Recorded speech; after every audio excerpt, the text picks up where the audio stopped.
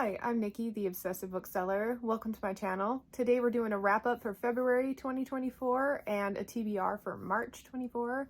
Two things are kind of driving my reading these days. I am truly trying to read the best books first, and so I've kind of shaped my whole reading experience this month around those best books. They get top priority. And with that comes an understanding that I can't do that while also meeting a ton of commitments that I signed myself up for. Now, I want to keep buddy reads around, but do I need to sign up for this many ARCs? Probably not. Do I need to set myself so many reading challenges? Probably not. Or if I do, maybe only focus at one book at a time instead of trying to do all the things at once. Anyway, I'm kind of fine-tuning my system again because I found myself buried. I was reading one book at a time at the turn of the year, and now I'm back up to like 7 or 8. This way too many. And it's mostly because I keep getting behind schedule. But the difference is this month I didn't feel as buried as I normally would have because I was focusing on those best books first. So I'd read to my satisfaction every day from the book from my very high priority shelf, and then whatever time I had left over is when I attended to commitments. And you know what? Most of them got done within a timely manner doing it that way. So my first high priority commitment, The Scarab's Path by Adrian Tchaikovsky. Yes, I finally continued my journey with The Shadow of the Apt. I've been stalling on it for months, not making it a priority. This is book 5. It marks the beginning of a new story arc, and I liked it. I liked the characters that he chose to star in this one. The location they were in felt a little bit contrived, but overall I was sold on it. I really liked the advancements the characters made, and I liked the idea of where the story is going next. Also added some cool lore to the world as a whole. So very successful on this one. I'm super excited to pick up the next one. Let's say 4 out of 5 stars. My patrons and I read Lock In by John Scalzi. On Pango, I picked up a nice signed edition before I had read the book. Good thing I liked it. This is a really cool detective story with some sci-fi elements. I thought the mystery was good. I've been complaining about mysteries in books a lot lately, but this one was engaging enough where I was making some guesses, but I wasn't sure I knew what was going on. And it was well enough done that I wasn't thinking about the entire time, is this going to turn out a way I'm predicting? I just enjoyed the story. It's a duology. I have the second one head on. I'm planning on reading that one next month if I have a chance. And I'm coming in at a 4 out of 5 stars on this one. The funny thing, it's like a post-pandemic society where these people are locked in. Like their brains are functioning, but their bodies are frozen from getting this disease. And yeah, just kind of how society has evolved. It's really fascinating. There's a short story called Unlocked that kind of details everything leading up to where we're at in this story. And having read Lock In first, it probably would have been a lot better to read the short story because it kind of gives you a lot of the background. You find out all of it in the main one, so it's not an obligation read by any means. But if you liked it expanded on, and what's cool is reading that short story, seeing how far our society has come by the time you hit Lock In was the biggest appeal of that for me. I liked it. The audiobook that I listened to from Audible, narrated by Amber Benson, had the short story included at the end, in case you go that route. But yeah, wild success. I liked it. My next high priority read, also for Read Burn Hoard, I did Combat Codes by Alexander Darwin. Book 1, I'd been stalling for, I got an arc of the trad published edition of this last year in like February and stalled on reading it because I was nervous that it wasn't going to live up to my expectation. Like I was so excited for this book, and I gotta tell you what, like 5 stars. I loved this book. Most of the time on here, I read books with training sequences, school settings, fight scenes, and I'm like, I loved those elements. I wish there had been more. This is a book that is an entire elaboration of all of those things, and you can just sit there and bask in it for the whole book.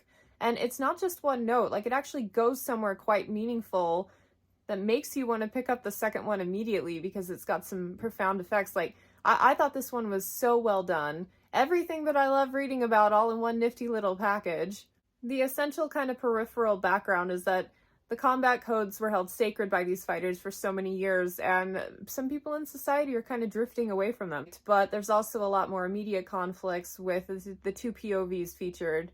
5 out of 5 stars. I know in Read Burn Hoard I said 4.5, but I'm going to be less stingy with it. I really enjoyed this book, and I can't wait for the next one. I've already started it. For Patreon Book Club, my patrons and I read Uncanny Collateral by Brian McClellan. and I read Blood Tally, which is the second one immediately after. Very short, they're novella length. I already love Brian McClellan, but I was nervous about picking up an urban fantasy by him, but I shouldn't have been. It was really good. My patrons almost uniformly was like, well, that was okay. It was cool. Not my usual jam, but whatever. And I'm over here going, this is one of the better ones that I've read. So what does that say about the quality of urban fantasy that I've been trying lately? That one that everybody else was like, meh, cool. I was like, whoa, a new good one. My least favorite thing about it was the fact that there's only 2 out without any hint of a third one on the horizon. I really enjoyed this one. The main character has a bit of troll blood, which is something I've never seen in an urban fantasy before. And I liked a lot of the creative ideas. It had good pacing. There was one moment that kind of made the hair on the back of my neck raise, and urban fantasies don't usually like creep me out. So yeah, I liked it. I really did. It was a little bit over the top. Like, he really hams it up on character profile at the beginning and kind of keeps that trend going in the second book, but I didn't care. I really liked it. Also with my patrons, we read Spinning Silver by Naomi Novik, and I've got a couple of mixed feelings about this one. I think I liked Uprooted more. Like, the more distance I get from Uprooted, the more BookTube convinces me that I'm crazy and it wasn't as good as I thought it was, because I really enjoyed that book. Don't remember a whole lot about it, but this one, so I'd say the first half of this book was some of the strongest writing that I've seen from Novik. I've read, I think, everything she has on the market. Really culturally immersive, really fairy tale-esque. I love the mood, the atmosphere, very cold. And the character profiles we got very slowly paced and really grounded you with those characters.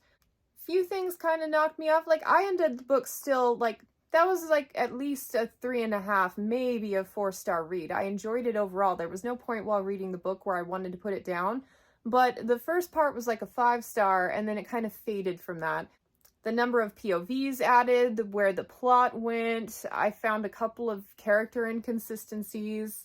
The audio narrator was really good at setting the mood, but with the character changes, there's no page break when you're listening to an audio, and the voices between the characters were so similar that we would jump characters, and it would take me like a couple minutes before I realized we were even with a different POV. It was very confusing, especially at first. And according to my patrons, it was equally as jarring when it happened in book, but at least there were page breaks to let you know to expect a possible change in POV. So, I don't know, I'm leaving this one feeling happy that I read it, but it was maybe just a little bit better than I was expecting. 3.5 stars? I liked it, I was excited while reading it, but I didn't love it. And finally, my nonfiction read, I read Over the Top by Jonathan Van Ness. I just recently finished watching the most recent release of Queer Eye on Netflix, and their energy is so infectious, and I love how unapologetically themselves they are. It's super inspiring to me. I'm not much of an autobiography type of person. There are very few people on this planet that I care enough to explore more about their lives, but I was hoping to get some personal inspiration from it, and I did to a degree. I'm still kind of mulling over what I've read. So that one I probably won't rate. Like, how do you rate reading someone's life? It was fun to read. Maybe a 4-star? I don't know. I enjoyed it. Okay, let's talk about currently reading. So about 20% in, my patron Katie and I are reading A Time of Courage by John Gwynne. This is the final book in the trilogy of Blood and Bone. So far, this is my favorite one. It's got really good pacing. We've already established everything with the characters. I can feel the momentum moving along. There's some things I want to find more about, like there's a draw to turn the page and see what's going to happen next. The story isn't as profound as I thought it was going to be when I picked up the first one. I thought it was going a different direction than it is, but, you know, like if you finish the set of 4 books, The Faithful and the Fallen, and want more John Gwynne and just really want to bask in his writing more, this is a great trilogy. It's, other than the brutality, it's reading a bit more accessible, like younger. I know I've said that before, but it's a very entertaining read. I'm finally connected to all of these characters, and we'll see how it ends. I'm reading The Book of Ill Rain by Martha Wells. This is a 2-in-1 bind-up. Element of Fire and The Death of the Neuromancer. These were close to her first publications. It's heavy.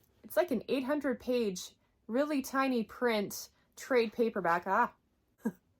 It's the author's preferred edition, and they've kind of connected this to the Wizard Hunters series, set of 3. So now there are 5 books in that world, all set in Ilrain. Tor sent me a copy of this for review, and I gotta be honest, like, it's an interesting story. There's nothing wrong with it. There were a whole bunch of characters introduced at the beginning, but I'm finding my interest in getting back to it lagging a bit. I don't know if it's because I picked it up for review and therefore it's an obligation, but I mean, or if just the intimidating number of pages that I will need to filter through before I finish it, especially when I have all these other things I would like to read. Yeah, mistakes were made, but if I had picked it up on my own without any commitment tied to it, I'd probably be enjoying it a bit more, so take it with a grain of salt. My patron Sonia and I are reading The Shadow Saint by Gareth Hanrahan, book 2 in the Black Iron Legacy. It's been like 5 or 6 months since we read The Gutter Prayer for Patreon Book Club.